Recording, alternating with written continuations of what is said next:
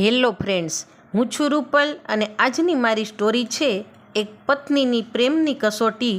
આ કહાની છે ડિમ્પલ અને સંદીપની. બંને પતિ પત્ની એક સારા શહેરમાં રહેતા હતા. ખૂબ સુખી પરિવાર. પૈસાની રેલમછેલ હતી. કોઈ વાતની કમી ન હતી. સંદીપને મેડિકલ સ્ટોર હતો. સારી આવક હતી. બંને વચ્ચે પ્રેમ પણ સારો હતો. ડિમ્પલે એક દીકરાને અને એક દીકરીને જન્મ આપ્યો. દીકરાનું નામ શિવ અને દીકરીનું નામ રિયા હતું. આમ 4 વ્યક્તિનું સુખી સંપન્ન કુટુંબ હતું. ખૂબ સરસથી ખાતા પીતા હરતા ફરતા ફેમિલીને કોની નજર લાગી ગઈ કે હવે ઘરમાં સંદીપભાઈનું વર્તન બહુ વિચિત્ર. ડિમ્પલને પણ સમજાતું ન હતું કે આવું વર્તન કેમ કરે છે. ત્યારે કોઈ કાંઈ બોલતું નથી અને બંને એકબીજાની સામે ફાટી આંખે જોઈ રહેતા અને આપમેળે બંનેની આંખો ઢળી જતી. ડિમ્પલ બપોરના સમયે જ્યારે ફ્રી થતી તો વાંચવાનો ખૂબ જ શોખ.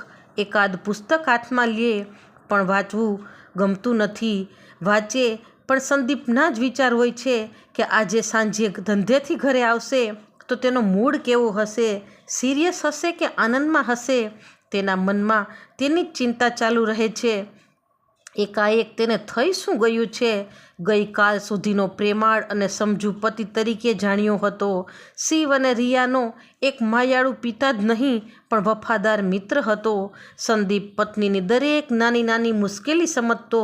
હમણાં અચાનક પરિવર્તન. બિલકુલ ચૂપ. એનો ચહેરો જોઈને પૂછવાની હિંમત કોઈ કરતું નથી. ડિમ્પલ પૂછવાનો પ્રયત્ન કરતી તો સંદીપની આંખો જ કહી દેતી કે ખબરદાર. અને ફરી ડિમ્પલ ગમ ખાઈને બેસી રહેતી. શિવ અને રિયા પણ પપ્પાનું વર્તન જોઈ ઉદાસ હતા. એટલી તો ત્રણેયને ખબર પડી ગઈ હતી કે પપ્પા એક બોજ હેઠળ દબાયેલા છે તો જ આવું વર્તન કરે. એક દિવસ સંદીપના કોટમાંથી ડિમ્પલને એક ચબરખી મળી આવી. ત્યારે ડિમ્પલને ખબર પડી કે સંદીપ જુગારની લતે ચડી ગયો હતો. તેણે પોતાનો મેડિકલ સ્ટોર પણ ગીરવે મૂકી દીધો હતો. હવે બધા સમજી ગયા કે રોજ મૂડ શું કામે બદલાય છે. જે દિવસે જુગારમાં જીતે તે દિવસે ખુશ, સારી હોટલમાં જમવા લઈ જાય, જોક્સ કરે અને જે દિવસે હારે ત્યારે ચિંતા ને ચીડ ને રોષ. એ બધાનો ભોગ આખો પરિવાર બનતો. જુગારનો એવો બંધાણી બની ગયો હતો કે 2 દહાડા ચૂકી જાય તો અજંપો અને અટપટ ઉભરી આવતા. બધું ભૂલીને એ ઘરમાંથી છૂ થઈ જતો. મેડિકલ ગીરવે મુકાઈ ગયો. ઘરના ખર્ચા પોસાતા નહોતા. દેવું વધી ગયું હતું. દેવાવાળાના ઉપરા ઉપરી ફોનને લીધે ફોન પણ સ્વિચ ઓફ કરી નાખતો.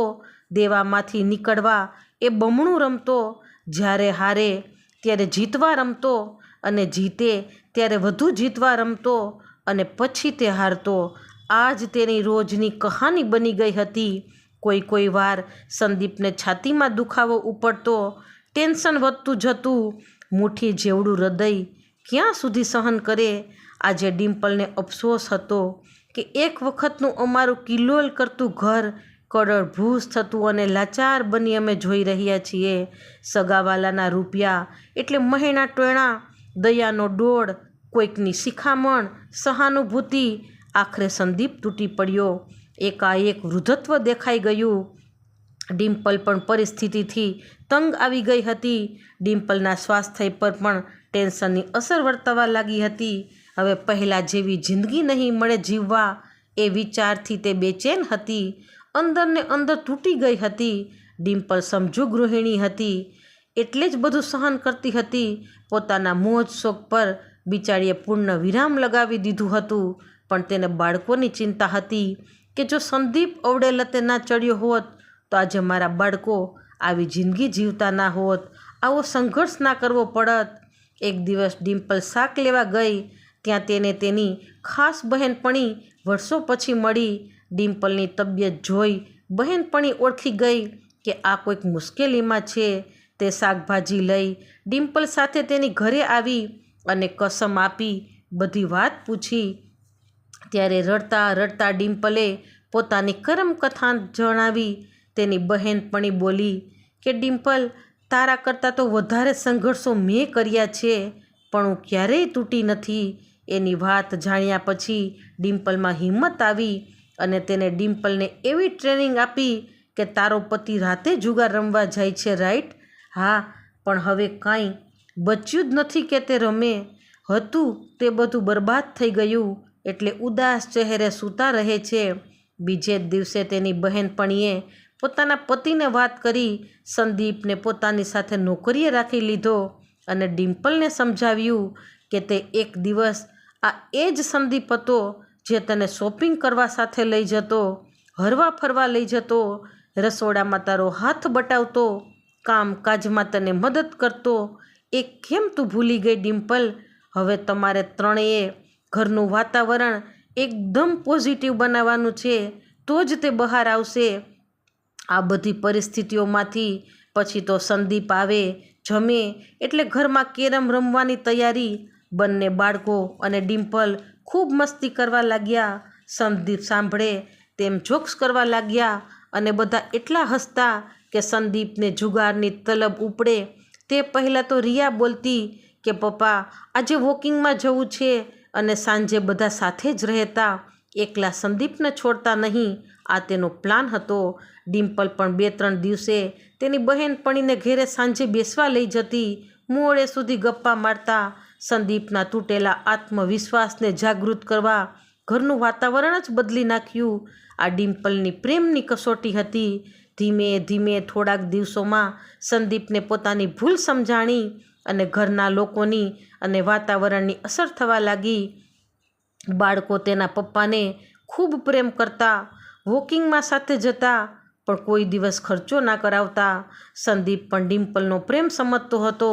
આખરે તે એક સજ્જન માણસ હતો. 5 વર્ષ નોકરી કરી, ખૂબ સંઘર્ષ કર્યો. આ સંઘર્ષ એકલા સંદીપનો નહીં, ચારેય માટેનો હતો.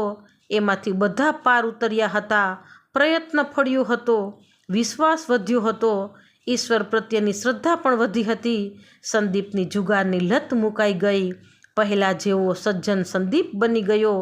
ગુમાવી દીધું હતું તેનો અફસોસ સંદીપને કોચવતો હતો, પણ તે સુધરી ગયો ને તેનો આનંદ ડિમ્પલને હતો.